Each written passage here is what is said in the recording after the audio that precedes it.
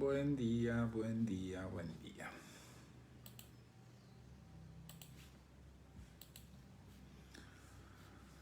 Bueno,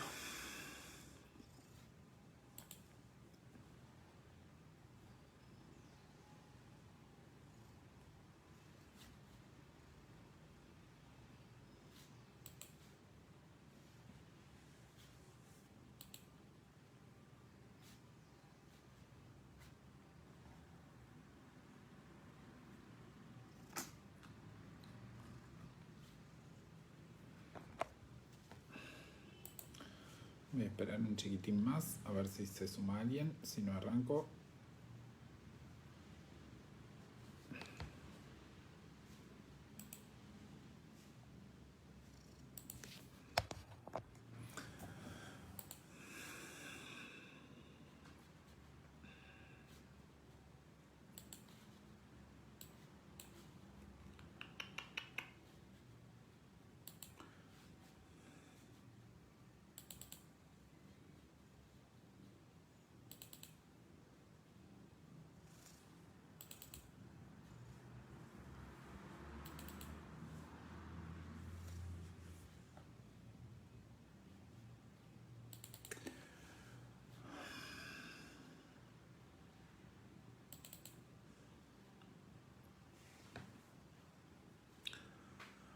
Bueno, vamos a ir arrancando. Esta semana vamos a terminar con, si no me equivoco, esta semana vamos a terminar con poblaciones. La clase de hoy es relativamente larga porque vamos a ver básicamente tres temas. Incluyen tablas de vida, regulación del crecimiento y metapoblaciones. Además tiene una pequeña diapositiva sobre relaciones entre parámetros poblacionales que vamos a repasar, que vamos a usar para repaso. ¿Sí? Es importante que para esta clase tengan leído y tengan trabajado los conceptos de modelos de crecimiento, ¿sí? Porque vamos a estar trabajando con todo lo que implica R chiquita, tasas de crecimiento. Entonces es importante que eso lo empiecen a incorporar. Como les dije la semana pasada, son temas sumamente importantes que vamos a usar y vamos a seguir usando también para cuando trabajemos comunidades, ¿sí? Entonces son cosas que tienen que ir incorporando. La clase 1 y la clase 2 de poblaciones son temas sumamente importantes. Entonces, vamos a arrancar con tablas de vida. Básicamente nosotros lo que venimos haciendo hasta ahora es trabajar con una población en su conjunto. ¿Qué quiero decir con eso? Nosotros estudiamos cuáles eran las propiedades emergentes y estudiamos entre ellas las propiedades funcionales que tenían que ver con la dispersión, con la mortalidad, con la natalidad y con el crecimiento. Lo que vamos a hacer ahora es analizar un poco más en detalle la estructura de esa población, es decir, cómo está compuesta hacia adentro esa población. Recuerden que cuando hablo de estructura hablo de organización espacial y de características internas de esa población. Por ejemplo, cantidad de individuos por edad, cantidad de individuos que son machos, cantidad que son hembras. Nosotros hablábamos, por ejemplo, de una tasa de natalidad, pero puede pasar que esa tasa de natalidad en una población que tiene individuos que viven 10 años, la natalidad se produzca a partir de la edad número 5. Entonces todos los individuos jóvenes no tienen descendencia, ¿no? Entonces todo eso es lo que vamos a estudiar a través de tablas de vida. ¿Qué pasa hacia adentro de la población con algunos parámetros que venimos trabajando? Natalidad, mortalidad y demás, ¿sí? Entonces, una tabla de vida es un recurso estadístico que permite registrar algunas de estas características que estamos mencionando, natalidad, mortalidad, reproducción, pero vinculado con la edad, ¿sí? Hay dos tipos de tablas de vida que en realidad el producto final es exactamente el mismo, lo que varía es la forma de construir esa tabla de vida, es decir, la metodología detrás de la construcción y de la toma de datos de esa tabla de vida. ¿Sí? Hablamos de tablas de vidas horizontales cuando seguimos a los organismos de una misma corte a lo largo de toda su vida y vamos registrando qué es lo que sucede con cada uno de ellos, desde que nace hasta que se muere el último de ellos. ¿Qué es una cohorte? Una cohorte son individuos de la misma edad, ¿no? Digamos, en poblaciones que no hay superposición de generaciones, ¿sí? Los que nacen, por ejemplo, una planta anual, todas las semillas que nacen hoy y que empiezan a germinar, eso sería una cohorte. Ahora, en organismos que tienen superposición de generaciones, una cohorte es aquellos individuos de la misma edad, no, aquellas personas que juegan algún deporte así, fútbol, hockey, no sé, lo que sea. Es muy común hablar de cohortes en el sentido de edades, ¿no? La quinta, la cuarta, la sexta, no sé, la camada del 82. Esos son cohortes, ¿no? Individuos de la misma edad. Entonces, en una tabla de vida horizontal, ¿qué es lo que yo hago? Parto de, supongamos, un pool de semillas y voy registrando qué va pasando con todas esas semillas hasta que se muere la última de esa camada. Y voy anotando diferentes cosas que ahora vamos a ver. Por ejemplo, en la diapositiva 2 tienen el número de individuos, ¿sí? Entonces vamos registrando el número de individuos, partimos de 28 semillas, pasa un año o un mes o lo que sea en que esté midiendo el intervalo de edad, y tengo 20 y pasa otro intervalo de edad y tengo 10 y pasa otro intervalo de edad y tengo 3 y en la edad 4 registro que ya no llegó ninguna y se murieron todas. Entonces anoté toda esa información. Y a partir de eso, por ejemplo, puedo calcular cuántos individuos se mueren en cada intervalo de edad, entre otras cosas. A partir de esa información es que voy a armar nuestra tabla de vida. Ahora vamos a ver en qué consiste. Ahora bien, imagínense que ustedes están trabajando con una especie que es muy longeva. Ustedes no pueden seguir qué es lo que va sucediendo con toda la corte. Imagínense si... Cohorte, ¿no? No corte, cohorte.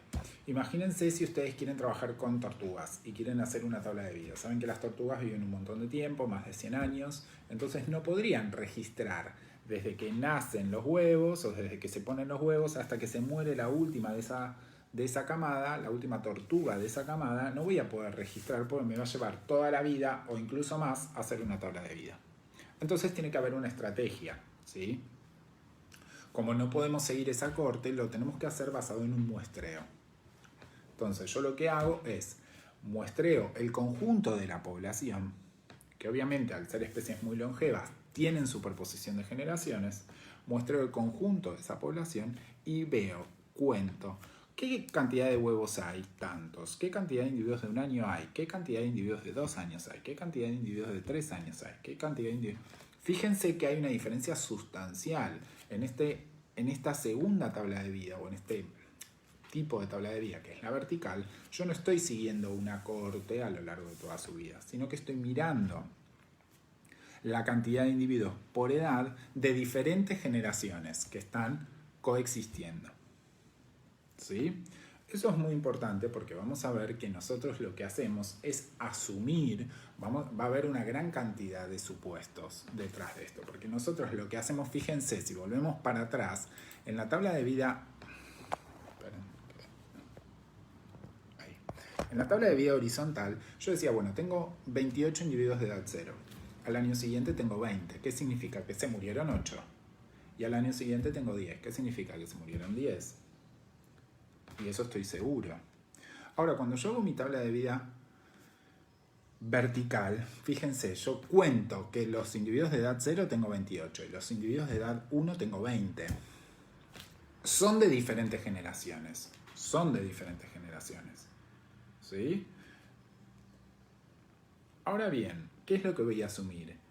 Que de esos que más o menos es estable o se comportan más o menos igual, es decir, que de esos 28 voy a asumir que al año siguiente voy a tener 20.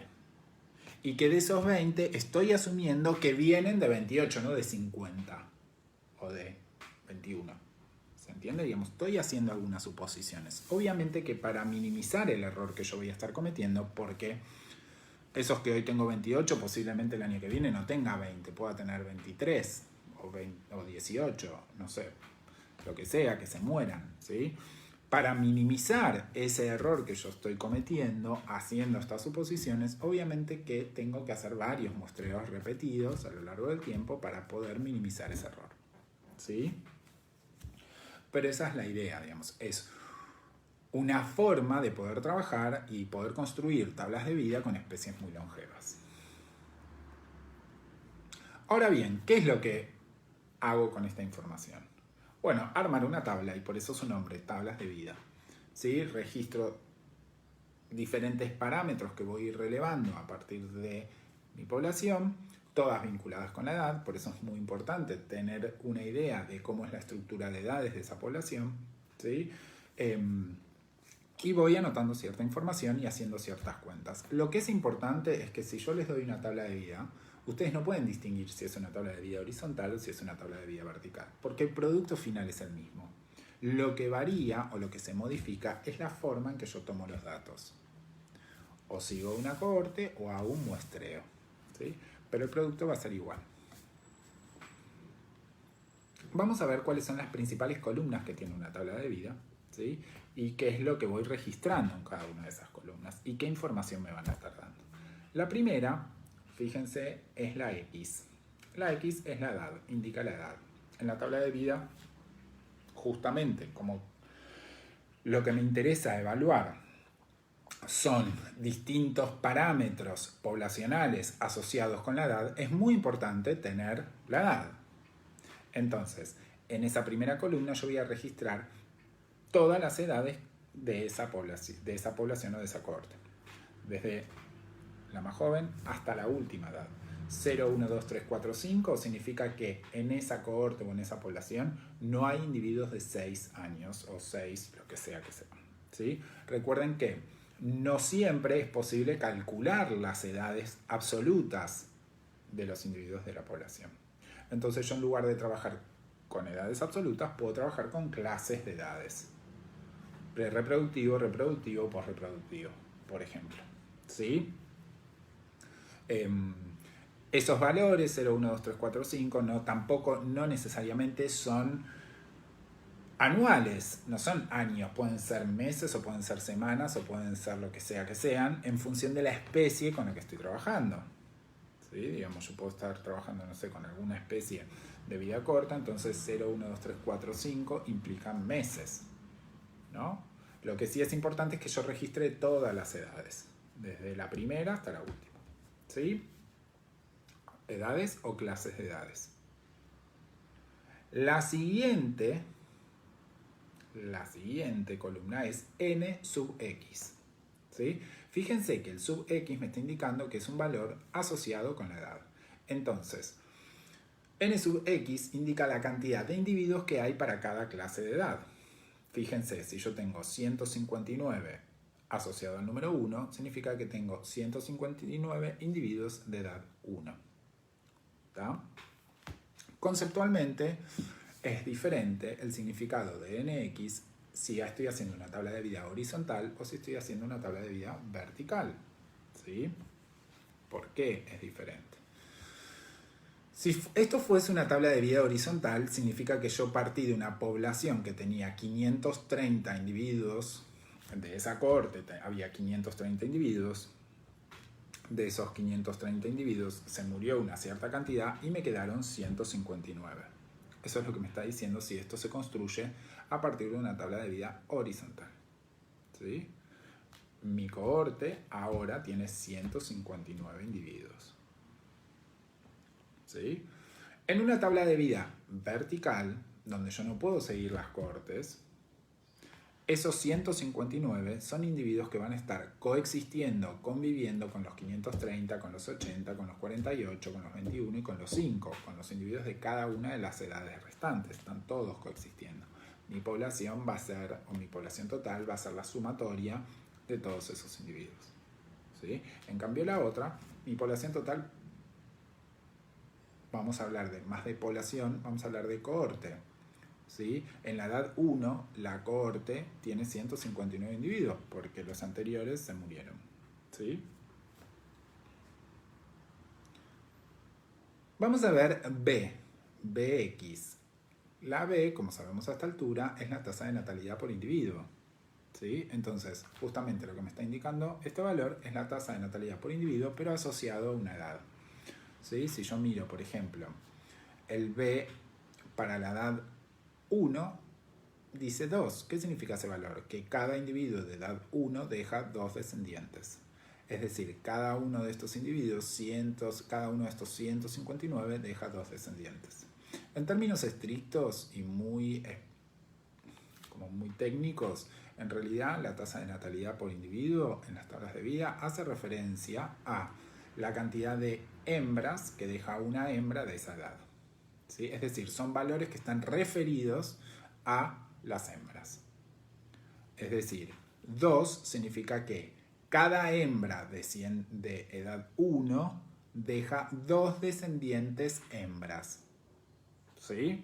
¿Por qué es importante el concepto de las hembras? Porque las hembras son las que dan la idea del potencial reproductivo que tiene la población. Esto ya lo mencionamos, en poblaciones bisexuales las hembras son las que ponen el límite a la reproducción. Yo puedo tener 1 millón de machos y una sola hembra, y la capacidad reproductiva de esa población va a estar dada por la cantidad de hembras, que es la que tiene que cargar los embriones y la que requiere tiempo para cargar esos embriones, ¿sí? Entonces, en términos técnicos, ese parámetro está vinculado con las hembras. En términos matemáticos y para trabajar, si la población tiene una proporción de sexos 1 en 1, no afecta si yo ese 2 se lo asigno a las hembras o se lo asigno al total de la población, ¿sí? Porque las proporciones se van a mantener. Esto ahora puede parecer medio raro, pero cuando empiecen a trabajar con tablas de vida van a ver cómo son todas proporciones. Entonces, si la proporción machos y hembras es 1 en 1, ese valor no cambia si yo se lo asigno a las hembras o a los machos, ¿sí? Ahora bien, fíjense, si yo sumo todos los valores de Bx, es decir, si sumo 0 más 2 más 3 más 3 más 2 más 0, me da un total de 10. ¿Qué significa este valor de 10? Significa que una hembra, a lo largo de toda su vida, desde que nace a los 0 hasta que se muere a los 5, dejó 10 hembras descendientes, ¿sí? Es decir, que una hembra a lo largo de toda su vida dejó 10 hijas. Eso es lo que me dice, ¿sí? ¿Por qué? Porque cuando nació, a la edad de 0 no tuvo ninguna. Cuando cumplió 1 año tuvo 2. Cuando cumplió 2 años tuvo 3 más. Cuando cumplió 3 tuvo otras 3. Y cuando cumplió 4 tuvo otras 2. Cuando cumplió 5 ya no tuvo más, ¿sí? Fíjense, la edad 0 es la prerreproductiva, de 1 a 4 es la edad reproductiva y la edad 5 es la posreproductiva. A lo largo de toda su vida, esa hembra tuvo 10 hijas mujeres. ¿Está?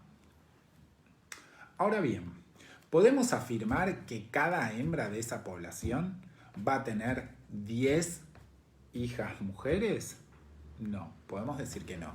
¿Por qué? Porque fíjense que si partimos que había 530 individuos, ¿no? No todos esos 530 individuos llegan a vivir 5 años. Algunos se mueren a los 0, entonces algunas hembras no van a tener ninguna no van a dejar descendencia. Algunas viven hasta el año y tienen 2 hijas, pero se mueren ahí, ¿sí? Entonces así sucesivamente, ¿está? Entonces es muy importante tener en cuenta otro parámetro que es la supervivencia, ¿sí? Empezar a medir la supervivencia, ¿está?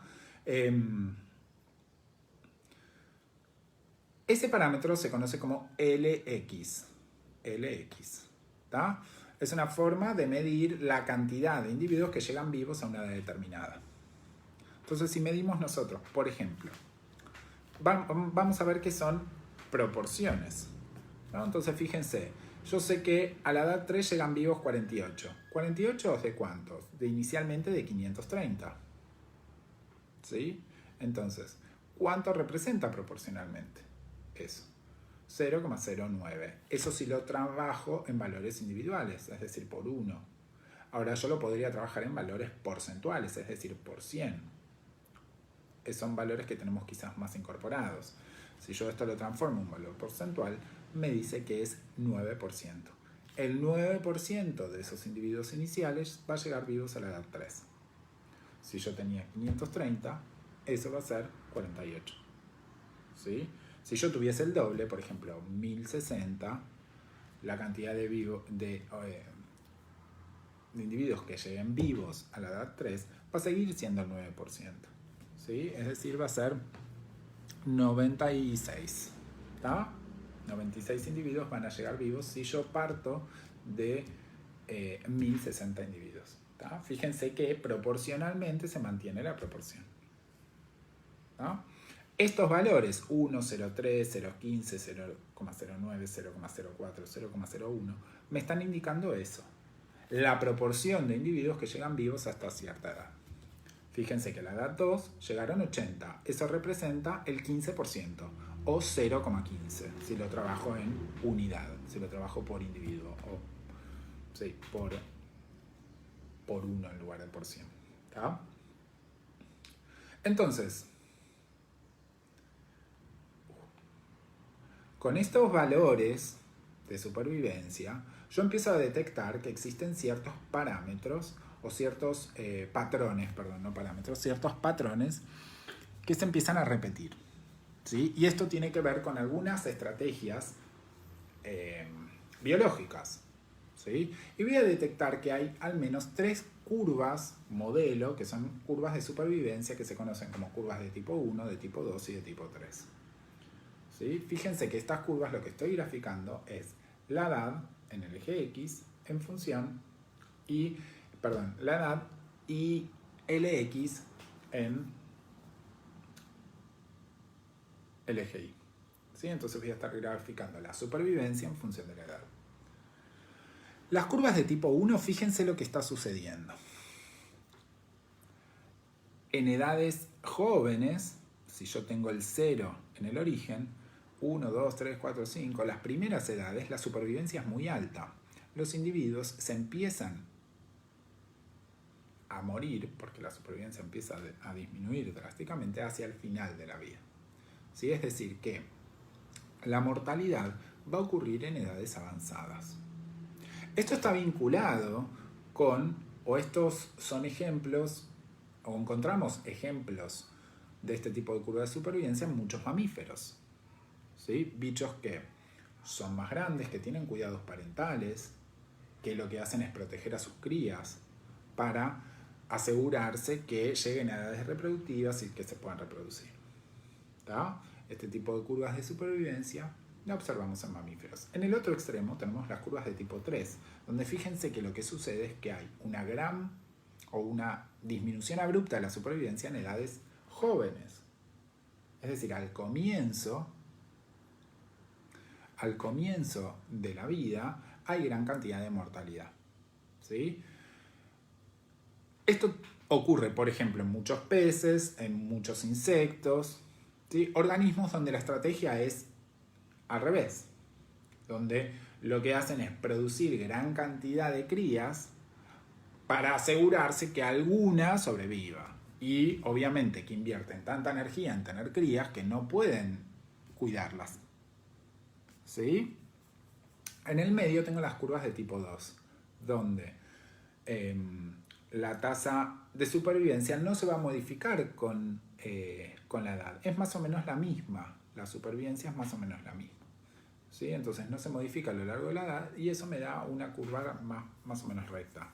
Aves, reptiles tienen este tipo de curvas.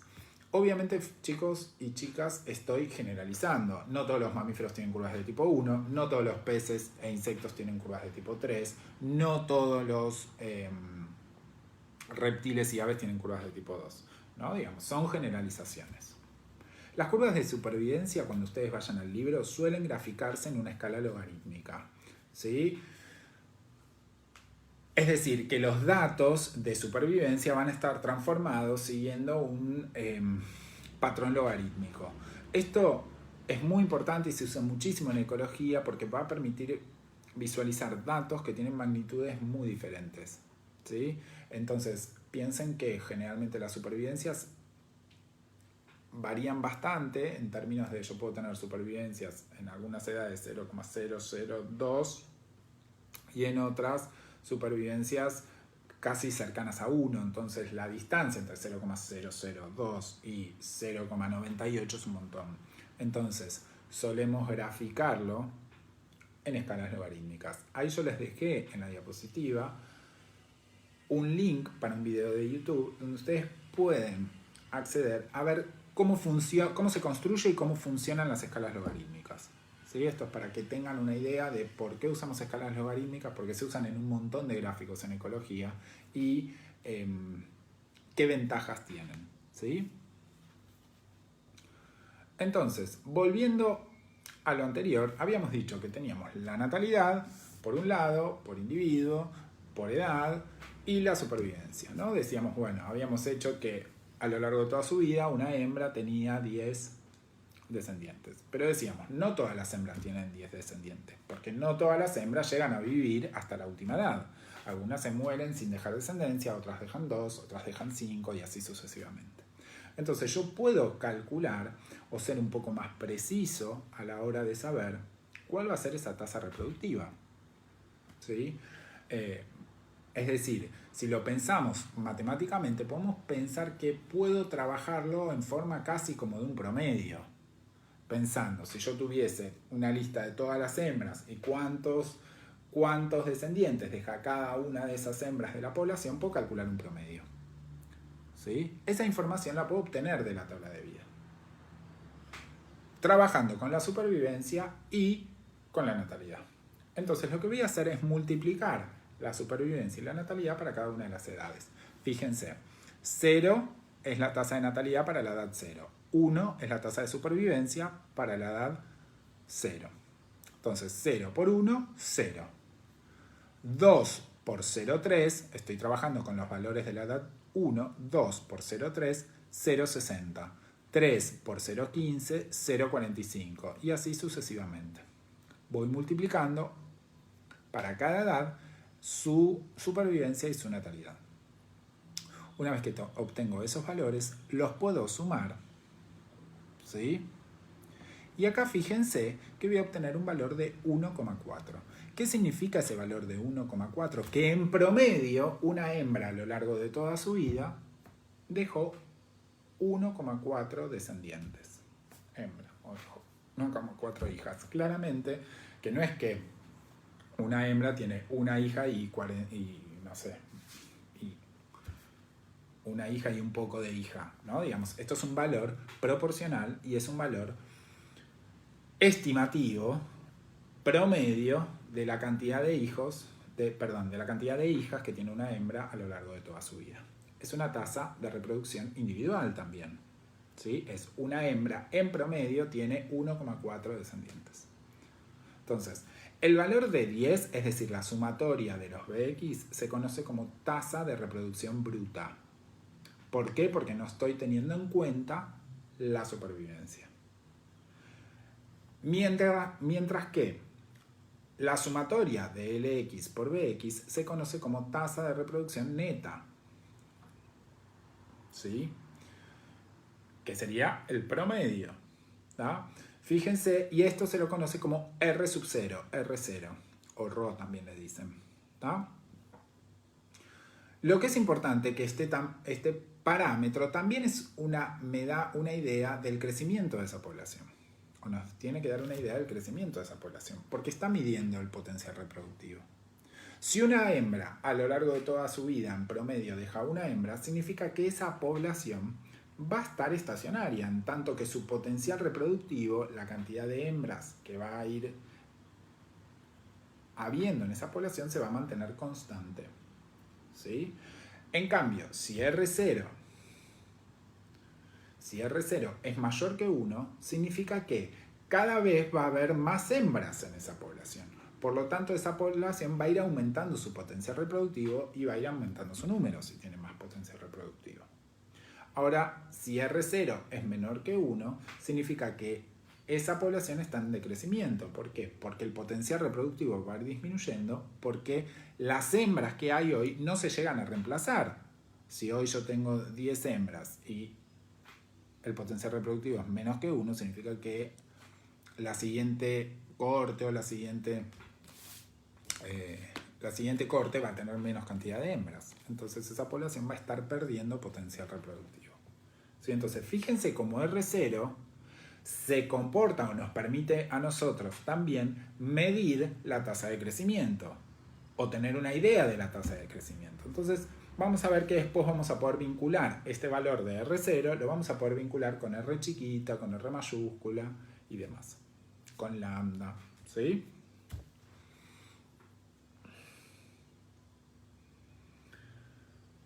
Si seguimos en las columnas, la siguiente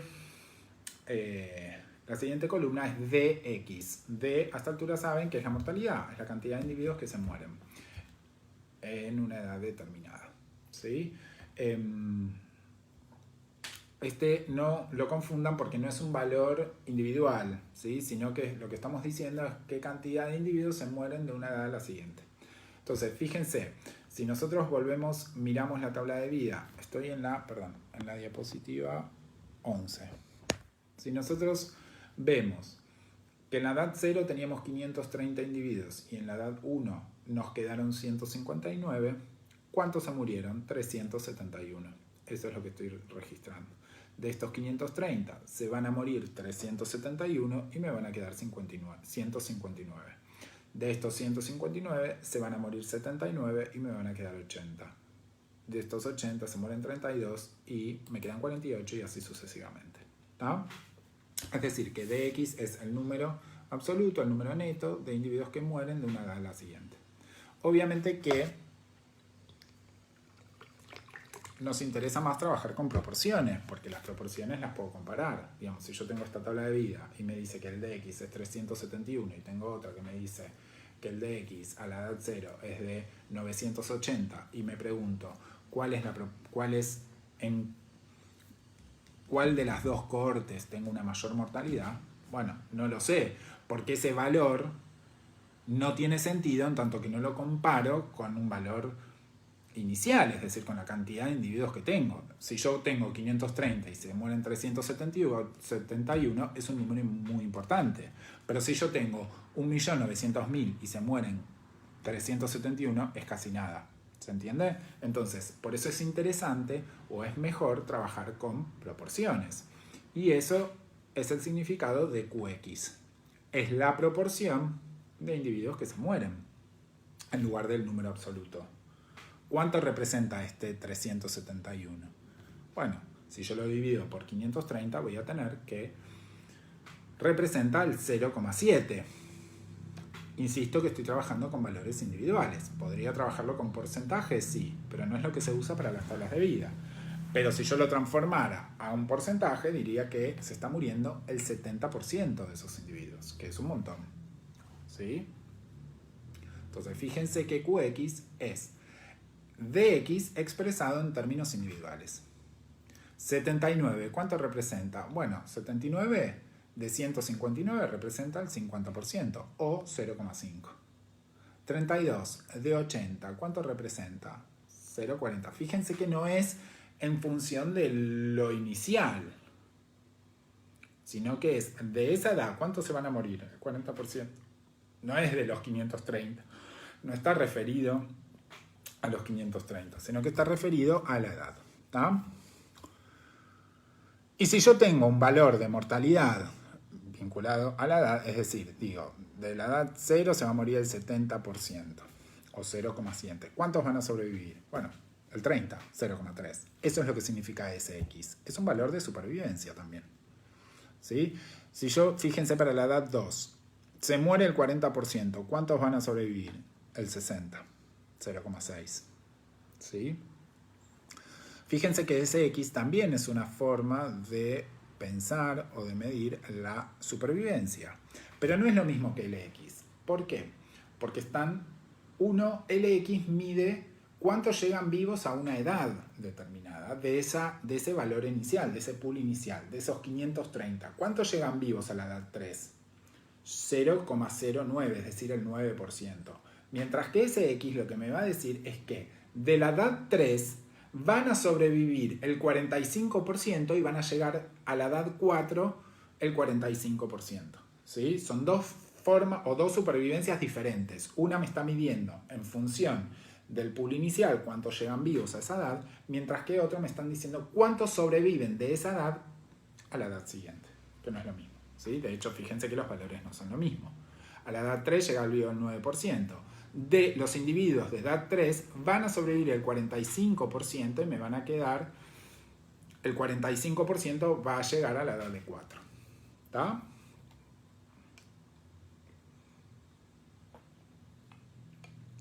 Por último, otro dato que es importante registrar es la esperanza de vida. La esperanza de vida es una medida que me dice o indica la cantidad de años que le queda por vivir a un individuo de una edad determinada. ¿Sí? Eso es la esperanza de vida. Nosotros generalmente lo usamos de una manera diferente, en tanto que decimos, no sé, la esperanza de vida de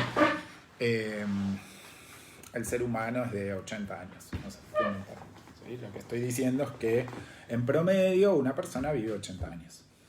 ¿Está? Pero eso está bien, ¿no? Digamos, es el concepto de esperanza de vida. Pero la esperanza de vida en la tabla de vida, como cualquier otro valor, está vinculado a la edad. Y nosotros podemos pensar que la esperanza de vida se modifica con la edad. ¿Sí? No es lo mismo tener 2 años que tener 45 o que tener 78. La esperanza de vida va a ser diferente. Porque, por ejemplo, no sé, un hombre de 45 años tiene mucho riesgo cardíaco general. Entonces, su esperanza de vida es una edad complicada. Su esperanza de vida es un poco más baja que si ya pasé esa etapa de riesgo y tengo, no sé, estoy medio como inventando, pero es para que ustedes identifiquen que cada edad tiene asociado un riesgo determinado, ¿no? Por ejemplo, si yo estoy pensando en organismos que tienen curvas de supervivencia de tipo 3, es decir, curvas de supervivencia donde la mortalidad es muy alta en edades juveniles, ¿sí? Pensemos, no sé, tortugas que ponen los huevos en la playa y que los huevos eclosionan. Ese momento de que la tortuguita tiene que llegar desde la playa hasta el agua es un momento donde la mortalidad es muy alta, porque los pájaros, porque se equivocan con las luces y demás, ¿no? Entonces es un momento de mucha mortalidad. La esperanza de vida para esos bichos es muy baja y es posible que la mayoría se muera en ese momento. Una vez que llegan al agua y que pasan como esa etapa, que es la de mayor mortalidad, la esperanza de vida va a aumentar. A ese bicho en promedio le va a quedar mucho tiempo por vivir, ¿sí? Porque ya pasó esa etapa crucial. En cambio, en promedio, a los individuos que están recién eclosionados, en promedio les queda vivir nada porque la mayoría se va a morir en ese instante, ¿sí? Esa es la idea de la esperanza de vida. Pensemos que está vinculada con la edad. ¿Está? Ahora bien, para calcular la esperanza de vida es una fórmula sumamente compleja y lo que hacemos es subdividirla. Digamos, armar columnas para ir haciendo los cálculos más fácil. Y eso es L mayúscula X y T mayúscula X. ¿Sí? Digamos, son dos parámetros que tienen un significado estadístico, pero que en principio a nosotros no nos interesa, ¿sí? Porque no vamos a trabajar estrictamente ni con L mayúscula X ni con T mayúscula X, ¿sí? Sino que para nosotros son valores que nos permiten simplificar la fórmula de X, ¿sí? Entonces, lo primero que tengo que hacer es calcular L mayúscula X. ¿Cómo se calcula eso? Ahí tienen la fórmula. Es nx más 1 dividido 2. Entonces, acá no se llegan a ver los valores, pero lo que hago es 530, vayamos a una diapositiva anterior donde pueda ver los valores. Para calcular este valor de 344,5, ¿qué fue lo que hice? 530, es decir, nx, ¿sí? Estoy calculando para n0, n a la edad 0. Entonces, 530 más el n de la edad siguiente, es decir, nx más 1, 530 más 159, ¿sí? Eso me va a dar 98689 dividido 2. 689 dividido 2 es 344,5. Para calcular L a la edad 1, L mayúscula a la edad 1, lo que hago es 159 más 80 dividido 2, 119,5. Para calcular L a la edad 4, por ejemplo, lo que hago es 21 más 5 dividido 2, me da 13. Y para calcular para la edad 5, ¿qué hago? 5 más... ¿Cuántos individuos tengo en la edad 6? 0. 5 más 0 dividido 2. ¿Sí? Entonces ahí ya tengo la columna de LX. La columna de TX. Fíjense, es la sumatoria de los LX desde el último que tengo en la tabla periódica, en la tabla de vida, hasta la edad que estoy considerando. Si volvemos para atrás, ¿no? Fíjense, si yo quiero calcular el TX para la edad 2, ¿qué hago? Sumo los LX desde el último que tengo en mi tabla hasta la edad 2. 2,5 más 13 más 34,5 más 64. Eso me va a dar 114. Si yo quiero calcular el TX para la edad 0, sumo 2,5 más 13 más 34,5 más 64 más 119,5 más 344,5. Eso me va a dar 578. ¿Sí? Y así sucesivamente. Esta columna siempre es más fácil ir calculándola de abajo para arriba. Entonces yo, para el TX, para el valor, para la edad 5 es 2,5. Sumo los LX desde el último que tengo en tabla periódica hasta el que tengo, 2,5. El siguiente va a ser 2,5 más 13, 15,5. El siguiente va a ser 2,5 más 13 más 34,5, 50. Y así sucesivamente. ¿Está? Una vez que calculé esos valores de LX y de TX, es muy sencillo calcular la esperanza de vida, ¿sí? Porque la esperanza de vida se calcula dividiendo TX dividido NX. Es decir, 578 dividido 530. 1,09 me da eso. 233,5 dividido 159. Eso me da 1,47. ¿Qué significa ese valor? Bueno, la edad, la cantidad de años en promedio que le queda vivir a un individuo de esa edad. Entonces, un individuo de edad 0 le queda vivir en promedio 1,09 años. Fíjense que tiene una esperanza de vida menor que los individuos de edad 1 y de edad 2. ¿Por qué? Porque la mortalidad en la edad 0 para esta población es muy alta. Entonces, la esperanza de vida es menor en la edad 0 y va a aumentar en las edades 1 y 2. ¿Sí? Y después, claramente, a medida que nos vamos acercando hacia la última edad, la esperanza de vida va disminuyendo porque los bichos se hacen cada vez más viejos y la esperanza de vida es cada vez más chica. La cantidad de años que le queda por vivir también es cada vez menor. ¿Está?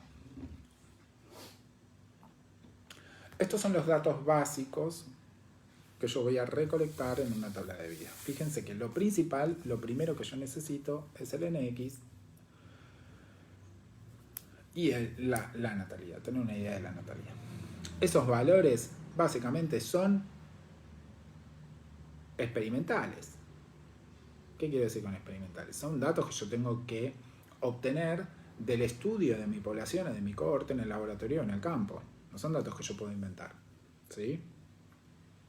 A partir de eso yo puedo calcular los diferentes valores, puedo hacer diferentes cálculos y calcularlos.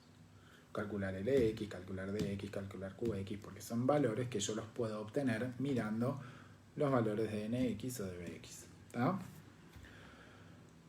¿Para qué me sirven las tablas de vida? Bueno, básicamente fíjense que lo que estamos haciendo es ver cómo varía la mortalidad, la natalidad, la supervivencia en función de la edad.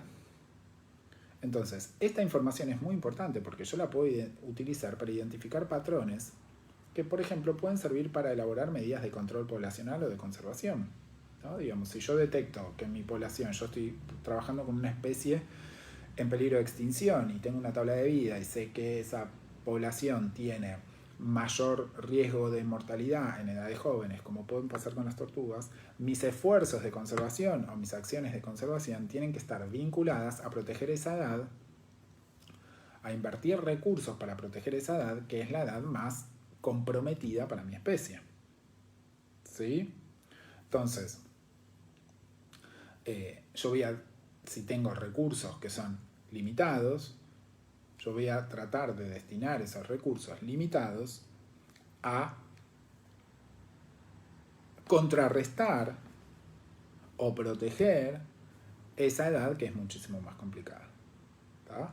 Y también lo mismo puedo pensarlo con especies que son plaga, ¿no? Digamos, si yo detecto que tengo una especie plaga que tiene ciertos parámetros de supervivencia o de mortalidad, bueno, quizás puedo invertir recursos en edades, no sé, donde la mortalidad es más alta para que los bichos mueran más rápido, o en la edad reproductiva, ver si puedo atacar la edad reproductiva para que los bichos no se reproduzcan. ¿Tá? Por otro lado, también me sirven para hacer tablas de proyección. Yo con esta información puedo proyectar, es decir, a futuro puedo proyectar patrones de mortalidad, de natalidad y de supervivencia. Entonces me pueden servir, por ejemplo, si yo tengo información de cómo es la mortalidad y la supervivencia para una población determinada de una especie que yo estoy reintroduciendo en un lugar, bueno, yo puedo decir, bueno, si introduzco 3 individuos de esta edad y 4 de esta edad, ¿qué va a pasar de acá a 10 años? ¿Cómo va a ser esa población?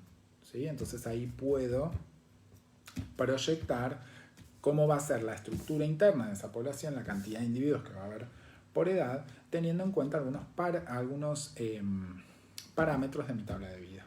Y eso se conocen como tablas de proyección. Fíjense cómo se construye una tabla de proyección. Déjenme ver, que me parece que me salté acá. Como decía, lo que va a hacer es permitir proyectar a futuro la estructura de edad de la población, teniendo en cuenta básicamente 2 parámetros de mi tabla de vida, que es la natalidad, Bx, y la supervivencia, Sx. Es importante que no confundan una tabla de vida con una tabla de proyección. La tabla de vida, fíjense que tienen parámetros vinculados con la dinámica de esa cohorte. Número de individuos, tasa de natalidad, tasa de supervivencia, mortalidad, etcétera, etcétera, etcétera. Todo lo que vimos recién. Una tabla de proyección, lo que hago es ver la cantidad de individuos por edad en diferentes momentos. N0, N1, N2, N3, es decir, son cantidad de individuos en diferentes momentos. ¿Sí? 0, 1, 2, 3, 4, 5 posiblemente pueden indicar años, puede indicar cohortes, puede indicar, no cohortes, generaciones, puede indicar meses. Obviamente que va a depender de las características de la especie. ¿Tá? ¿Cómo se construyen? Bueno, como dije, voy a necesitar los parámetros, 2 parámetros básicos de mi tabla de vida, Bx y Sx, la natalidad y la supervivencia. Con eso yo voy a poder construir toda mi tabla de proyección. Entonces, fíjense, parto de tener 20 individuos de edad 0 y 10 individuos de edad 1. ¿Sí? Sx me decía, o era un parámetro que me permitía saber qué cantidad de individuos iban a sobrevivir a la edad siguiente, qué proporción de esos individuos iban a sobrevivir a la edad siguiente. Yo sé que Sx tiene un valor de 0,30, ¿sí? Es decir, el 30%. El 30% va a sobrevivir de la edad 0 a la edad 1. Puedo calcular cuánto es el 30% de 20. Si calculo el 30% de 20, voy a obtener que ese valor es de 6. Es decir, de estos 20, 6 van a llegar a la edad 1. Fíjense que lo estoy poniendo con una flechita en diagonal hacia abajo porque N0 es hoy, es lo que yo tengo hoy. N1 va a ser el año siguiente. ¿Sí? Porque lo que estoy haciendo es proyectando a futuro cómo va a ir cambiando la población, la cantidad de individuos de cada edad. Entonces, estos que hoy tienen 20, el año siguiente van a tener un año. ¿Cuántos van a llegar de estos 20? El 30%. Y de los 10, ¿cuántos sobreviven? Según mi tabla de vida, el 50%. Entonces, de esos 10, que hoy tienen 1, el año siguiente van a tener 2. ¿Y cuántos van a llegar? 5. ¿Sí? Entonces, fíjense cómo Sx me sirve para proyectar cuántos individuos va a haber al año siguiente que van a tener un año más. ¿Y para qué uso Bx? Bueno, para saber esos individuos el año que viene van a estar reproduciéndose, se van a reproducir y esos me van a dejar descendencia. Entonces, el año siguiente, esos individuos, voy a tener 6 individuos de edad 1 y 5 individuos de edad 2. Esos van a reproducirse el año siguiente. Y cada uno me va a dejar cierta descendencia. Lo que me decía mi tabla de vida es que los individuos de edad 1 iban a tener 6, cada uno iban a tener 2. Si cada uno tiene 2, el total, si tengo 6, va a ser de 12. Y también me decía que cada uno de los individuos de edad 2 va a tener 3 descendientes. Entonces, 15, si tengo, cada uno tiene 3 descendientes, tengo 5, voy a tener 15. 15 más 12, 27. El año siguiente voy a tener un total de 27 recién nacidos. 12 que nacen de los de edad 1 y 15 que nacen de los de edad 2. En términos estrictos, recordemos que estos valores los estoy tratando como que fuesen todas hembras, ¿no? Digamos, estoy pensándolo como que son todas hembras. ¿Está?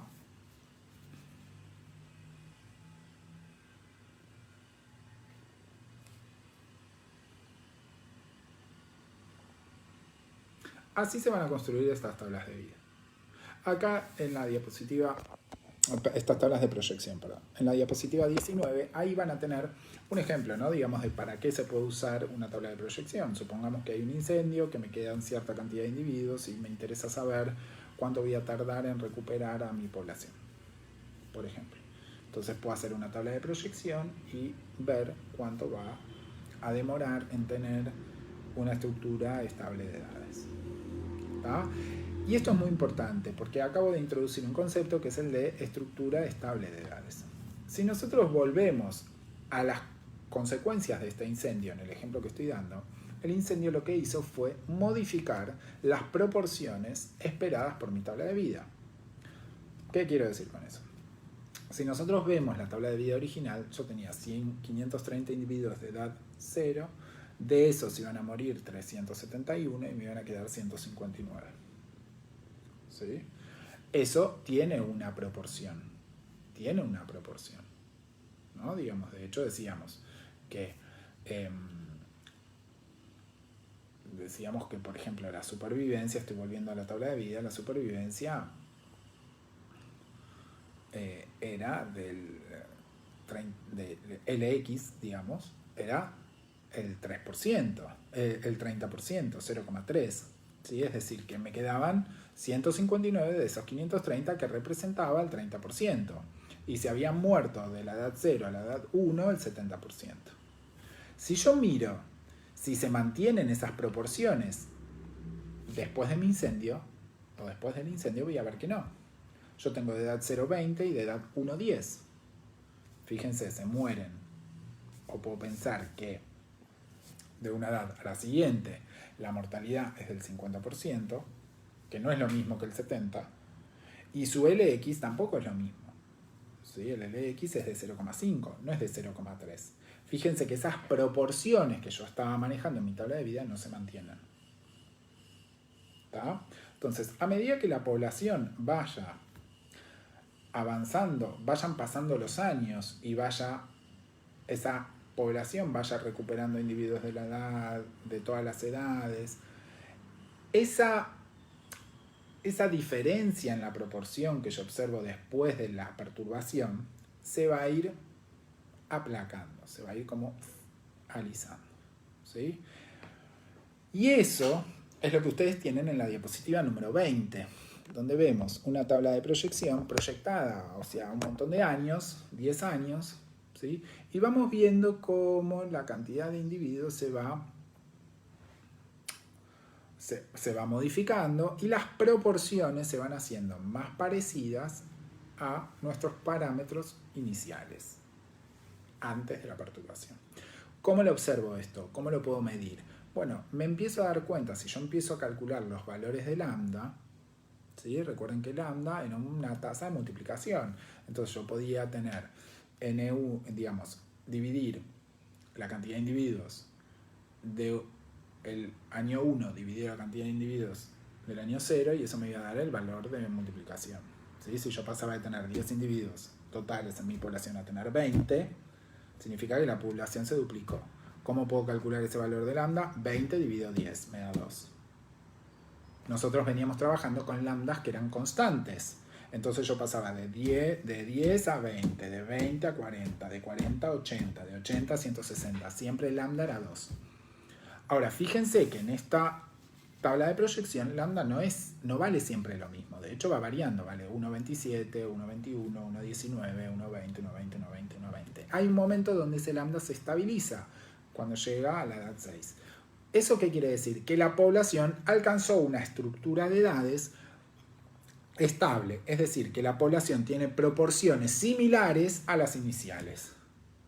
Entonces, a partir de ahí, la población va a mantener un lambda constante a lo largo del tiempo. Y eso significa que la población alcanzó una estructura estable de edades. Cuando surja otra perturbación, esa estructura de edades va a dejar de ser estable, va a dejar de tener las proporciones esperadas por nuestra tabla de vida. Y el lambda se va a modificar. Y eso puede hacer que la población decrezca, aumente, digamos, saquemos la matemática y pensemos en lo conceptual detrás de todo esto. Lo que voy a estar diciendo es que voy a tener un lambda, por ejemplo, mi lambda estable es de 1,2 y de repente hay una perturbación que lo que hace es que el lambda pase a ser 0,8. ¿Qué estoy queriendo decir? Que esa población cambió su dinámica y ahora va a empezar a decrecer en lugar de estar creciendo, ¿sí? Porque esa perturbación puede haber, por ejemplo, afectado a las edades reproductivas. Entonces la población no llega a reponerse y puede extinguirse, ¿sí?